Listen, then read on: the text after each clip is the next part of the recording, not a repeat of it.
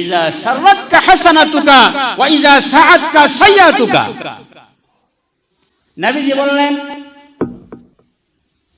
ভালো করে খেয়াল করবেন, নবীজির উম্মত আমরা এবং শ্রেষ্ঠ উম্মত বলে আমরা দাবি করি, ইমানদারের সংজ্ঞা দিচ্ছি।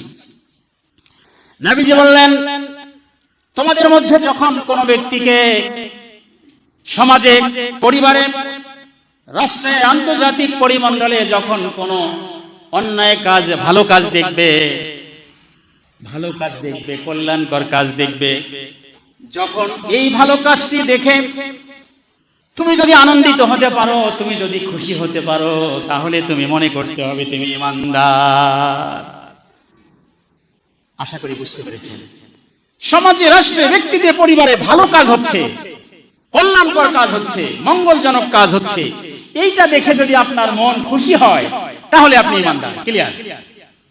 দ্বিতীয় নাম্বার, নবীজি বললেন, অন্যায়, অসত্য, মিথ্যা, কষ্টদায়ক কাজ যখন তোমাকে কষ্ট দেবে, তখন মনে করবা তুমি ঈমানদার। আমার ভাইরা, হৃদয়ের সাথে প্রশ্ন করি, আপনাদেরকে বলবো না। সমাজে এমন মানুষও আছে, নামাজ পড়ে, সালাত আদায় করে, হজও করেছে, কিন্তু আরেকজন ভাইকে বিপদে ফেলে দিয়ে সে আনন্দ পায়। পায় কিনা বলেন? আরেক ভাইকে জেলে দিয়ে আনন্দ পায়। আপনাদের এলাকায় হয়তো বানি। আমার ভাইরা, এরকম মানুষও আছে, সালাত করে কিন্তু তার ভিতরে ঈমান নাই।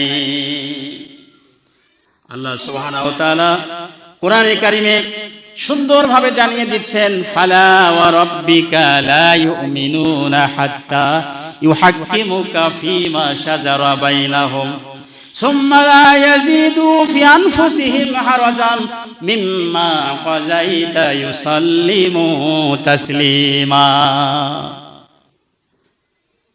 ফালা ওয়া রাব্বিকা, আল্লাহ সুবহানাহু ওয়া তাআলা কসম খেলেন তোমার রব, হে নবী, হে নবী, তোমার রবের কসম। কে বললেন? আল্লাহ সুবহানাহু ওয়া তাআলা। তোমার রবের কসম, সে ঈমানদার হতে পারবে না যতক্ষণ পর্যন্ত না তারা পরস্পর বিবাদ মীমাংসার ক্ষেত্রে একমাত্র হে নবী আদর্শ নেতা হিসাবে তোমাকে মেনে নেবে না। এই আয়াতে কারিমা নাজিলের প্রেক্ষাপট আছে ভাইরা আমার।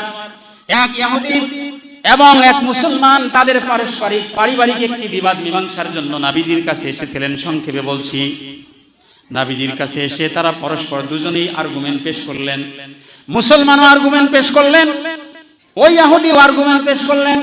নবীজি দুজনের আর্গুমেন্ট শুনে নবীজি ফয়সালা দিয়ে দিলেন ইহুদির পক্ষে। মুসলমান একটু মন খারাপ করলো, আহারে নবীজিকে সাদা দিয়ে দান করি, নবীজির পিছনে সালাত আদা করি, নবীজির সাথে থাকি, অথচ আজকে নবীজি আমার পক্ষে রায়টা না দিয়ে ইহুদির পক্ষে রায় দিয়ে দিল। তার মানে আমার নবীজি ইনসাফ কায়েম করেছিলেন। কথা বলেন ঠিক কিনা?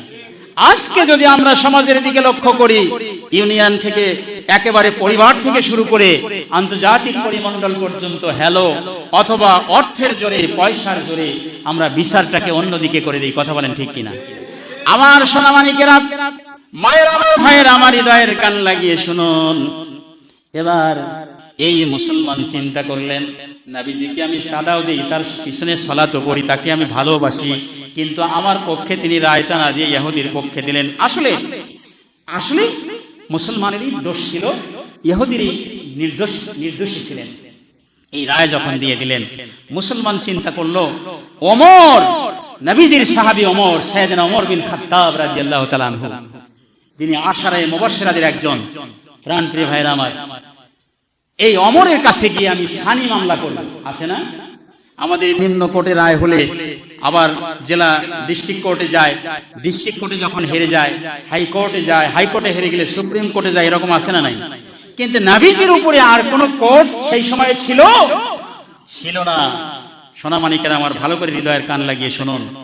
আজকে আমাকে এক ভাই বলেছেন যে সুন্নাতের উপরে একটি সঙ্গীত বলবেন, কিন্তু আমি খুতবাতে এত সঙ্গীত বলার সুযোগ হবে না, সময়ও হবে না। প্রাণপ্রিয় ভাইরা আমার, আজকে নবীজি যখন ইহুদির পক্ষে রায় দিয়ে দিলেন, এই ইহুদির পক্ষে রায় যাওয়াতে মুসলমান তখন সাইয়েদনা ওমরের কাছে গিয়ে বললেন, হে ওমর, আমি একটা আমার পারিবারিক ব্যাপারে তোমার কাছে এসেছি সানি মামলা করার জন্য।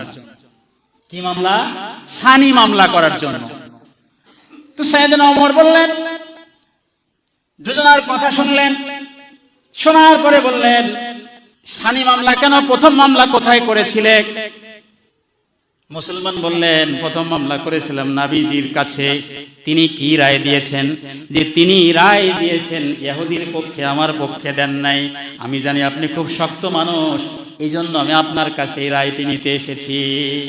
সাইয়েদনা ওমর বললেন, দাঁড়াও, বিশ্ব নবীর কথা, বিশ্ব নবীর রায় যে মানিয়ে নেবে না তার জন্য ফয়সালা আছে, একটু অপেক্ষা করো।